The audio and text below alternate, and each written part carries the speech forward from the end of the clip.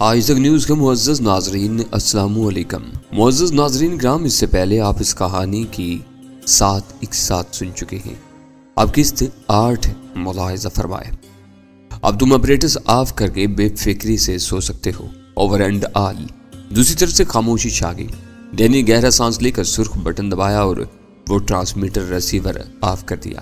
Danny کو اجازت مل چکی تھی، لہٰذا اس نے فوراً ہی فون پر جہانگیر کو کھڑکانے کا فیصلہ کر لیا۔ دوسری طرف دوبارہ گھنٹی بجی اور تیسری بار درمیان ہی میں ریسیور اٹھا لیا گیا۔ Hello, Jahangir speaking. ڈینی کے کانوں میں بوجھل آواز آئی۔ کیا اس وقت تم اس قابل ہو کہ میں کچھ اہم بات کر سکوں؟ ڈینی نے چپتے ہوئے لہجے میں سوال کیا۔ میں نارمل باس، بکھلائی ہوئی آواز میں جواب دیا گیا۔ شام کو تھوڑی سی لی تھی، شاید آواز پر اسی کا اثر ہے۔ مال تمہیں مل گیا تھا؟ جی، ڈینی کے ذریعے، دبی دبی آواز میں کہا گیا۔ میں لکیر کا فقیر نہیں ہوں، ڈینی زہریلے لہجے میں بولا۔ حالات اور مواقع کی نزاکت کے پیش نظر اپنی کھوپڑی بھی استعمال کرتا ہوں۔ یہ بتاؤ کہ مارکیٹ کی کیا رپورٹ ہے؟ حیرت ناک تیزی کے بعد بازار ایک دم ٹھنڈا ہوتا نظر آ رہا ہے، جہانگیر نے رک رک کر کہا۔ بظاہر ایسا معلوم ہوتا ہے کہ چند روز کے بحران سے فائدہ اٹھانے کے لیے ہر ایک بلیک گولڈ کے چکر میں پڑ گیا اور اس وقت بازار میں منو مالا گیا ہے۔ شام کے اخبارات دیکھے تھے؟ ڈینی نے اپنے اوپر آزمایا جانے والا سوال دہرایا۔ شاید آپ راجو کے اڈے پر ہنگامے کی بات کر رہے ہیں۔ مجھے اخبار سے پہلے اس کی اطلاع مل گئی تھی، بعد میں اخبار بھی دیکھا، مگر اس میں کوئی تفصیل نہیں ہے۔ یہ معاملہ ذرا سنگین بھی ہو سکتا ہے۔ جہانگیر اس سے کہیں زیادہ باخبر تھا۔ جو کچھ معلوم ہے رکے بغیر دہرا جاؤ، جہاں ضرورت محسوس ہوئی ٹوک دوں گا۔ راجو قائد آباد کے علاقے میں دیسی شراب بیچتا ہے۔ 3-4 دن سے اس نے کسی سے لے کر مہنگے داموں چرس بھی بیچنی شروع کر دی۔ علاقے میں چرس کا دھندا کرنے والوں نے اسے روکنا چاہا، لیکن وہ باز نہ آیا اور کل رات گئے ہمارے دلال نے راجو کے اڈے پر مسلح دھاوا بول دیا۔ ہوٹل اور اس کے پیچھے واقع ساکی خانے کو آگ لگا دی گئی۔ آدھے گھنٹے تک گولیاں چلیں، جس کے نتیجے میں راجو کا بھائی مارا گیا۔ پولیس نے بہت سے آدمیوں کی گرفتاری کے لیے چھاپے مارے، لیکن جو ملوث تھے وہ سب رپوش ہو چکے تھے۔ البتہ 7 دوسرے آدمی پکڑے گئے۔ ویری گڈ، ڈینی اسے بے ساختہ داد دی بغیر نہ رہ سکا۔ مجھے خوشی ہے تم آنکھیں کھلی رکھتے ہو۔ ہمارا آدمی کسی قیمت پر پولیس کی تحویل میں نہ جانا چاہیے، ہو سکے تو اسے شہر ہی سے نکلوا دو۔ اوکے باس، جہانگیر نے سعادت مندانہ آواز میں کہا۔ ویسے نئی لائن پر بھی کام شروع کر دیا گیا ہے۔ کون کام کر رہا ہے؟ ڈین نے سوال کیا۔ طارق نے یونیورسٹی کے ایک ضرورت مند اور غریب طالب علم پر ڈورے ڈالے ہیں اور وہ فوری طور پر مال بیچنے میں کامیاب ہو گیا ہے، جہانگیر نے بتایا۔ امید ہے کہ وہاں بہت جلد کامیابی ہوگی۔ شہر کے دوسرے کالج بھی زرخیز ثابت ہو سکتے ہیں، ڈینی نے اسے یاد دلایا۔ اپنے آدمیوں کو ہر طرف پھیلا دو، اگر ابھی سے پوری کوشش نہ کی گئی تو آخر میں ٹارگٹ پورا نہ ہو سکے گا۔ میں خود بھی پرانے اڈوں کی بجائے نئے علاقوں پر توجہ دینے کے بارے میں سوچ رہا ہوں۔ آپ فکر نہ کریں باس، میں پوری کوشش کروں گا کہ ٹارگٹ میں کسی قسم کی کمی نہ ہونے پائے۔ بس یہ خیال رہے کہ یہ ہم سب کی بقا کا سوال ہے، ڈینی نے یہ کہہ کر سلسلہ منقطع کر دیا۔ دوست محمد ان پڑھ لیکن سیدھا سادہ محنتی انسان تھا۔ بچپن سے محنت کرتے کرتے جوان ہو گیا تھا، لیکن کبھی راتوں رات لکھپتی بننے کے خواب نہیں دیکھے تھے۔ جب اس نے رکشہ چلانا شروع کیا تو اسے یہ جان کر حیرت ہوئی تھی کہ میٹر کی مرمت کا کام کرنے والے دراصل گراریوں کے رد و بدل میں پیسے کماتے تھے۔ ان کا ہنر یہ تھا کہ وہ گاہک کی مرضی کا کام بھی کر دیتے تھے اور سرکاری سیل یوں کی تون نظر آتی تھی۔ گراریوں کی اس رد و بدل کے نتیجے میں سواریوں سے کرائے کی مد میں رقم کی وصولی میں حسب مرضی اضافہ کیا جا سکتا تھا، مگر دوست محمد کو خوشی تھی کہ اس کا میٹر صرف 20 پیسے فی میل زیادہ دکھاتا ہے، جبکہ شہر کی سڑک پر بتیرے ایسے رکشے چل رہے تھے جن کے میٹر کم و بیش اصل سے ڈیوڑا کرایہ ظاہر کرتے تھے۔ شاید اس گراری کو بھی درست کروا لیتا، لیکن اس نے پہلے 2-3 دن میں ہی حساب لگا لیا تھا کہ میٹر بالکل درست کرانے کے بعد مالک کو دی جانے والی یومیہ رقم، پیٹرول اور تیل کا خرچ اور پولیس والوں کی ناگہانی ناشتہ پانی کے اخراجات نکال کر وہ ایک وقت کی روٹی بھی مشکل کھا سکے گا۔ اور اگر کبھی ٹریفک پولیس کے کسی گشتی مورچے کا سامنا ہو گیا تو مالک کی گرہ سے رقم دینی ہوگی یا حوالات کی ہوا کھانی ہوگی، لہٰذا اس نے یہی مناسب سمجھا کہ اسی قدر ایمانداری پر اکتفا کرے جو اس کے زندہ اور آزاد رہنے میں بھی معاون ہو سکے۔ پھر غیر محسوس طریقے پر دن بدن اس کے اخراجات بڑھنے لگے تو وہ پریشان رہنے لگا۔ اس کی سمجھ میں نہیں آتا تھا کہ اس کی گھر والی پیسے کہاں اڑا رہی ہے۔ اس سے بات کرتا تو وہ بازار کے بھاؤ سنانے شروع کر دی تھی۔ اس کی صاف ستھری سوچ کو تنگ دستی کا زنک لگنا شروع ہو گیا اور اس نے سواریوں کو ریزگاری لوٹانا بند کر دی۔ کچھ لوگ چند پیسوں کی پرواہ بھی نہیں کرتے، بعض برا سموہ بنا کر زیر لب بڑبڑاتے ہوئے آگے بڑھ جاتے۔ جو ذرا زیادہ ٹھیٹ ہوتے انہیں نوٹ لٹا کر وہ خود ریزگاری کا مطالبہ کر ڈالتا، لیکن یہ طریقہ بھی زیادہ دن کارگر نہ رہا۔ بڑھتی ہوئی مہنگائی دن بدن اس کی دسترس سے باہر ہوتی جا رہی تھی۔ اس کے پاس کوئی ہنر بھی نہیں تھا کہ رکشہ چلانے کے بجائے دوسرا کام کر لیتا جس میں زیادہ آمدنی کے مواقع ہوتے۔ کافی سوچ بچار کے بعد اس نے فیصلہ کیا کہ اسے ایک شفٹ کے بجائے 2 شفٹوں میں رکشہ چلانا چاہیے۔ مالک اس تجویز پر بہت خوش ہوا کیونکہ دوست محمد رکشے کو اپنی روزی سمجھ کر اس کی قدر کرنا جانتا تھا، جبکہ دوسری شفٹ والا ڈرائیور رکشے کو اپنی مہارتوں کے استعمال کا واحد ذریعہ سمجھتا تھا۔ لہٰذا اگلے ہی دن سے دوست محمد کو دونوں شفٹوں کے لیے رکشہ مل گیا۔ اس وقت تک وہ نشہ کرنے والوں کو دل سے برا سمجھتا تھا۔ وہ جب بھی کسی اڈے پر کھڑا ہوتا اسے 2-4 ڈرائیور ہلکا بنائے چرس بھری سگریٹوں کے دم لگاتے نظر آ جاتے، مگر وہ کبھی دعوت ملنے کے باوجود ایسی کسی محفل میں شریک نہیں ہوا۔ مگر جب پہلا دن ڈھلا اور اسے سیٹ پر بیٹھے شہر کی سڑکیں ناپتے شام ہو گئی تو اس پر تکان طاری ہونے لگی۔ بے اختیار اس کا دل چاہا کہ سواری اتار کر رکشہ گھر لے جا کر کھڑا کر دے، دل کھول کر نہائے، پھر چائے پی کر بستر پر دراز ہو جائے، لیکن وہ ایسا نہ کر سکا کیونکہ وہ رج کا وقت تھا۔ خالی رکشہ گلی سے نکل کر جوں ہی سڑک پر آتا بہت سے ہاتھ اسے روکنے کے لیے بے تابانہ فضا میں ہلنے لگتے۔ انہیں نظر انداز کر کے اسے خالی ہاتھ ہی گھر لوٹنا پڑتا کیونکہ مالک کو 2 شفٹوں کی دگنی رقم دینی تھی جو اس وقت بمشکل ہی پوری نکلتی۔ نیو ٹاؤن کی سواری اتار کر وہ سیدھا جمشید روڈ پر ہو لیا اور پھر اس نے ڈرتے ڈرتے ایک پان والے سے بنی بنائی 2 سگریٹیں خریدی۔ ان میں سے ایک سلگا کر رکشہ سٹارٹ کیا اور شہر کی طرف روانہ ہو گیا۔ سگریٹ ختم کرنے سے پہلے ہی اسے اپنے وجود میں توانائی سے ابھرتی محسوس ہوئی، جیسے وہ تازہ دم ہو گیا ہو۔ ذہن بالکل خالی تھا اور اس خالی پن میں سرور کی ایک عجیب سی کیفیت تھی۔ اس کا دل چاہ رہا تھا کہ دوسری سگریٹ سلگا لے، لیکن کیپری سینما سے سواریاں مل گئیں جن کی موجودگی میں وہ بدبودار سگریٹ نہیں سلگانا چاہتا تھا۔ رفتہ رفتہ وہ چرس کا عادی ہوتا چلا گیا۔ سنگل شفٹ میں گھر کا خرچہ پورا کرنا مشکل تھا اور چرس کے بغیر ڈبل شفٹ کی ڈیوٹی ناممکن تھی، لہٰذا اس سمجھوتے کے تحت گھر کی گاڑی بھی مزے سے چلنے لگی اور وہ خود فراموشی کے ایک لذت انگیز احساس میں ڈوبا رہنے لگا۔ لیکن چند روز پہلے اس نے باری باری کئی ٹھکانے چھانے مگر چرس کہیں سے نہ مل سکی۔ سویرے ہی سے اس کا بدن ٹوٹنے لگا، بار بار معدے میں کڑک چائے کی پیالیاں انڈیلنے کے باوجود جمائیوں پر جمائیاں آتی رہیں، آنکھوں سے پانی بہنے لگا۔ اسے یوں معلوم ہو رہا تھا جیسے اس کا وجود ادھورا رہ گیا ہو۔ اس دن اپنی روایتی نرم خوئی کے باوجود کئی سواریوں سے اس کی توت کار ہوئی، لیکن ایک سے ہاتھا پائی بھی ہوتے ہوتے رہ گئی۔ دوپہر ہوئی تو وہ اپنے ذہن پر گرفت کھو چکا تھا۔ اسے محسوس ہو رہا تھا کہ اگر وہ کچھ دیر اور سڑک پر رہا تو کسی کو کچل دے گا یا کوئی بس اس پر سے گزر جائے گی۔ وہ سخت بیزاری اور جھلاٹ کے عالم میں گھر لوٹ آیا۔ شوہر کے خلاف معمول جلد گھر لوٹانے پر بیوی نے خوش مزاجی کا مظاہرہ کرتے ہوئے ازدواجی تصرفات سے کام لینا چاہا تو بھڑک اٹھا۔ کھانا آیا تو اس میں مرچیں تیز اور نمک کم محسوس ہوا۔ آخر گھر کے سارے محاذوں پر سکوت طاری کرانے کے بعد وہ بستر پر گر گیا۔ اس کے لیے وہ چند روز زندگی کے بدترین دن تھے۔ ہر روز وہ سوچتا کہ قوت ارادی سے کام لے گا، پورے وقت رکشہ چلائے گا، لیکن شہر کے ہنگامے آتے ہی اس کے اعصاب مگر چرس کے بغیر وہ آدھے دن سے زیادہ کام نہ کر سکا۔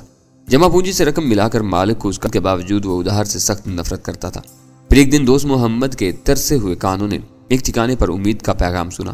چرس تو نہیں تھی لیکن ہیروئن مل سکتی تھی۔ وہ مہنگی تھی مگر اثر بھی اس کا 2 آتشہ تھا۔ دوست محمد نے جیب سے نوٹ نکال کر دکاندار کے حوالے کی اور پڑیا لے کر وہاں سے چلا آیا۔ اس نے بھورے رنگ کا وہ حیرت ناک صفوف سگریٹ کے ذریعے استعمال کیا تو زبان پر گھلتے ہوئے لطیف سائقے کی پراسرار مغناطیسی لہریں اپنے رگے پے میں کوندتی محسوس ہوئی اور پھر وہ تیزی سے خود کو تندرست و توانا محسوس کرنے لگا۔ اس کے اعصاب پر چھائی ہوئی کہولت یوں صاف ہو گئی جیسے تیز برسات نے مکان کے در و دیوار سے برسوں کی جمی ہوئی گرد اڑا دی ہو۔ ہیروئن چرس کے مقابلے میں مہنگی ضرور تھی لیکن دوست محمد کو استعمال میں سستی محسوس ہوئی۔ اصل میں وہ نہایت تیز تھی۔ دوست محمد کا خیال تھا کہ اگر قریب المرگ آدمی بھی اس کی ایک پڑیا لیتا تو ایک بار پھریری لے کر بڑے سے بڑے باکسر سے برچانے پر تو جاتا۔ پھر چند روز کے بحران کے بعد بازار میں چرس کی بھرمار ہوگی، لیکن دوست محمد ہیروئن ہی خریدتا رہا جو اسے آزادی، صحت مندی اور توانائی کے سرور انگیز تصور سے مالا مال کر دیتی تھی۔ مگر اس کی یہ عیش کوشی زیادہ دن جاری نہ رہ سکی۔ صبح سویرے وہ گولی مار سے رکشہ لے کر نکلا تو ایک گلی کے نکڑ پر جناح اسپتال کی سواری مل گئی۔ صبح کا وقت تھا، سڑکوں پر زیادہ ٹریفک نہیں تھا، لہٰذا وہ دل کھول کر رکشہ بھگانے لگا تاکہ اس سواری کو اتارنے کے بعد کالا پھول کے علاقے سے ہیروئن کا تازہ کوٹا خرید سکے۔ پچھلے دنوں میں اس نے شہر میں ہیروئن ملنے کے کئی ٹھکانے دریافت کر لیے تھے، لیکن کالے پھول یا جیل روڈ کے علاوہ کہیں سے خریدنے میں کامیاب نہ ہو سکا۔ بیچنے والے اپنے جانے پہچانے گاہکوں کو یا ان کی سفارش پر نئے قابل اعتماد لوگوں کو ہی ہیروئن بیچ رہے تھے۔ چرس کی طرح اس نشے تک ہر ایرے گہرے کو رسائی حاصل نہیں تھی۔ اس دن شاید دوست محمد کے ستارے گردش میں تھے، کیونکہ جوں ہی وہ تیز رفتاری سے نمائش کا چوراہا گھومنے لگا، اچانک اس کی نگاہ سڑک پر گرے ہوئے موبل آئل پر پڑی جو شاید کسی گاڑی وغیرہ سے گرا تھا اور کافی بڑے رقبے میں پھیلا ہوا تھا۔ دوست محمد نے بریک پیڈل پر پاؤں رکھ کر رکشہ کی رفتار کم کرنے کی کوشش کے ساتھ رخ بدل کر چکنی سڑک سے بچنا چاہا لیکن کامیاب نہ ہو سکا اور رکشہ ایک پل میں کلابازی کھا کر گھسٹتا ہوا چوراہے کی منڈیر سے جا ٹکرا۔ رکشہ پلٹتے ہی دوست محمد اچھل کر دور جا گرا تھا، مگر سوار آہنی پائپوں اور کینوس کے مضبوط جال میں پھنسا ہوا تھا۔ دوست محمد نے اٹھ کر رکشے کے پچکے ہوئے ڈھانچے میں پھنسے مسافر کی مدد کے لیے جانا چاہا، لیکن اس کی داہنی پنڈلی سے ران تک درد کی ایک ناقابل بیان ٹیس دوڑ گئی اور پھر وہ درد اور اذیت میں ڈوبی ہوئی نگاہوں سے اپنے خون میں لتڑی ہوئی شلوار کو دیکھنے لگا۔ دھماکہ بہت زوردار ہوا تھا، اس لیے پولیس چوکی پر مامور عملہ فوراً جائے حادثہ پر آ پہنچا۔ بے ہوش مسافر کو شکستہ ڈھانچے سے نکالا گیا تو اس کا سر اور چہرہ لہو کی سرخی میں ڈوبا ہوا تھا اور یوں وہ دونوں جناح ہسپتال کے بجائے سول ہسپتال کے چوبائے حادثات میں پہنچا دیے گئے۔ دوست محمد کو شدید چوٹیں آئی تھیں مگر وہ ہڈیوں کی ٹوٹ پھوٹ سے محفوظ رہا تھا، لہٰذا ضابطے کی کارروائی اور مرہم پٹی کے بعد اسے جنرل وارڈ کے ایک بستر پر ڈال دیا گیا جہاں اس کے سر پر ایک سپاہی مسلط تھا۔ اسے یہ سمجھنے میں دیر نہ لگی کہ وہ زیر حراست مریض کے طور پر اس بستر پر پڑا ہوا تھا۔ 1 بجے تک وہ اپنا بیان وغیرہ قلم بند کروا کے فارغ ہو چکا تھا۔ وقت دھیمے دھیمے گزرتا رہا اور وہ بستر پر بڑا پہلو بدلتا رہا، پھر اسے اپنے حلق سوکھتا ہوا محسوس ہونے لگا۔ اس وقت تک شاید گھر والی کو خبر نہیں ملی تھی، اتنی نرم دل سپاہی توجہ سے اس کی طرف دیکھ بھال کر رہا تھا۔ دوست محمد نے ایک ہی سانس میں اس کا لایا ہوا گلاس خالی کر دیا، مگر حلق بددستور سوکھا محسوس ہو رہا تھا۔ جب حلق میں کانٹے پڑنے لگے تو وہ پھر پانی کے لیے کراہا، مگر پانی اس کی پیاس کا درما نہ بن سکا۔ حلق سوکھا جا رہا تھا، زبان اینٹ رہی تھی، جسم برف کی طرح ٹھنڈا ہوتا ہوا محسوس ہو رہا تھا۔ پھر بدن کے مساموں سے پسینہ پھوٹنے لگا، دل بیٹھتا ہوا محسوس ہونے لگا، کانوں میں سیٹیاں سی بجنے لگی جیسی تیز ہوائیں کسی آسیب زدہ حویلی کے بوسیدہ تر دیوار کے روزنوں سے زور کرتی گزر رہی ہو۔ وہ گھبرا گیا، اسے یاد آیا کہ اس کا ہیروئن لینے کا وقت گزر چلا ہے، لیکن اس کا ذہن کوئی فیصلہ کرنے کے قابل نہیں تھا۔ نہ جانے وہ خون بہ جانے کے بعد دی جانے والی دعاؤں کے اثرات تھے یا ہیروئن کی طلب اس نے کربناک انداز میں اپنا سر چھٹکنا شروع کر دیا۔ اسے سانس رک رک کر آ رہے تھے جیسے سینہ یک و یک تنگ ہو گیا ہو، اعصاب پر ہلکا سا تناؤ طاری ہو چلا تھا، آنکھیں سلگ رہی تھیں۔ کبھی اسے یوں نظر آتا جیسے چھت سے جھولتا ہوا پنکھا سینکڑوں فٹ کی بلندی پر کلام معلق ہو، پھر اچانک ہی وہ پنکھا اپنی چھاتی سے چند انچ اوپر رکا ہوا نظر آتا۔ نگاہوں کی اس فریب سے چھٹکارا پانے کے لیے اس نے اپنا سر ایک پہلو کی طرف گھما لیا اور برابر میں بچھا ہوا دوسرے مریض کا پلنگ اور قریبی بینچ پر بیٹھی ہوئی سوگوار سی عورت نظر آنے لگی جس کی پشت دوست محمد کی جانب تھی۔ چھوٹے چھوٹے سانسوں کی وجہ سے اس کے پھیپھڑوں کو تازہ ہوا مناسب مقدار میں نہیں مل رہی تھی، لہٰذا اس کے تنفس کی رفتار تیز ہو گئی، حلق بالکل سوکھ گیا، اینٹتی ہوئی زبان ہونٹوں پر پھیری تو ڈر گیا۔ ایسا معلوم ہوا تھا جیسے کسی کھردری دیوار کو چاٹ لیا ہو۔ اسی لمحے بینچ پر بیٹھی ہوئی چالاک عورت اپنی جگہ سے جنبش کیے بغیر اچانک اپنی بینچ مریض کے بستر سمیت اتنی دور دھکیل لے گئی کہ اس کا وجود دوست محمد کو ایک موہوم سے ہیولے کی طرح نظر آنے لگا۔ پھر وہ مسحری پہلے سے بھی زیادہ قریب گھسیٹ لائی۔ سیٹیوں کے شور میں دوست محمد کے کانوں میں عجیب عجیب آوازیں گونجنے لگی، دماغ میں پتلے پتلے بانسوں جیسی جسموں والے کریحہ صورت سائے ناچنے لگے جو اس کا مضحکہ اڑا رہے تھے۔ وہ بے حس و حرکت بینچ پر پڑا، آنکھیں پھاڑ پھاڑ کر بینچ والی عورت کو دیکھتا رہا۔ عورت شاید اپنی پشت پر بھی دیکھ سکتی تھی کیونکہ وہ اسے ستانے پر تلی ہوئی تھی۔ وہ تیزی سے بستر کو بہت دور دھکیل کر لے گئی اور اگلے ہی لمحے اسے گھسیٹ کر دوست محمد کی آنکھوں سے آ لگی۔ جب بار بار یہی ہونے لگا تو وہ دونوں مٹھیاں بھینچ کر کربناک آواز میں پوری قوت سے چیخ پڑا، بند کرو یہ سب حرکتیں۔ چیختے ہوئے اس نے بستر سے اٹھنے کی کوشش بھی کی تھی مگر اسے ہر طرف دھندلاہٹ ہی دھندلاہٹ دکھائی دے رہی تھی جس میں بانسوں جیسی جسموں پر تربوز نما چہرے مضحکانہ انداز میں مسلسل مسکرا جا رہے تھے۔ دوست محمد نے ہذیانی انداز میں بے مقصد آوازیں نکالتے ہوئے اپنے بال مٹھیوں میں جکڑ لیے اور سر مسحری کے آہنی پائے پر دے مارا۔ اس کی نگرانی پر مامور سپاہی نے اگر اسے فوراً ہی نہ دبوچ لیا ہوتا تو مسحری سے نیچے گر گیا ہوتا۔ اس ہذیانی چیخو پکار میں کراتے ہوئے مریض اپنا دکھ بھول گئے۔ دوست محمد کے بستر کے گرد تماشا دیکھنے والوں کی بھیڑ لگنے لگی۔ ہر شخص اسے عبرت کی نگاہوں سے دیکھ رہا تھا اور اس کی حالت کے بارے میں سرگوشیوں میں اظہار خیال کر رہا تھا۔ دماغ میں بخار چڑھ گیا ہے، ایک عمر رسیدہ عورت سہمی ہوئی آواز میں دوسری سے کہہ رہی تھی، او میرے مولا۔ ایک ادھیڑ عمر مریض دونوں ہاتھ ملتے ہوئے رو دینے والی آواز میں کہا، ذرا آنکھیں تو دیکھو بیچارے کی۔ تھوڑی دیر بعد ڈاکٹر اس کے سر پر پہنچ چکے تھے۔ مریض کسی خطرناک نشے کا عادی ہے، اس نے نوجوان ڈاکٹر سے مخاطب ہو کر ٹھہرے ہوئے لہجے میں کہا۔ بڑی عجیب علامات ہے سر، نوجوان ڈاکٹر نے انگریزی میں کہا۔ یہاں مارفین سب سے موذی نشہ ہے مگر یہ علامات اس کی بھی نظر نہیں آتی، اسی وجہ سے میں الجھ گیا تھا۔ کوئی بھی نشہ ہر مریض پر یکساں اثرات نہیں کرتا۔ سینئر ڈاکٹر نے بھی اس بار انگریزی کا سہارا لیا تھا۔ کمزور اعصاب کے لوگ نشہ نہ ملنے پر بدترین رد عمل کا مظاہرہ کرتے ہیں۔ ہو سکتا ہے یہ اسی قسم کا کیس ہو یا پھر یہاں ہیروئن بھی بازار میں آ گئی ہے۔ آخری فکرہ اس نے پرخیال اور تشویشناک لہجے میں ادا کیا تھا۔ فی الحال اسے مارفین دے دو، ہوش میں آنے کے بعد دیکھیں گے کہ یہ کیا کہتا ہے، اس دوران خون ٹیسٹ کروا لو اس کا۔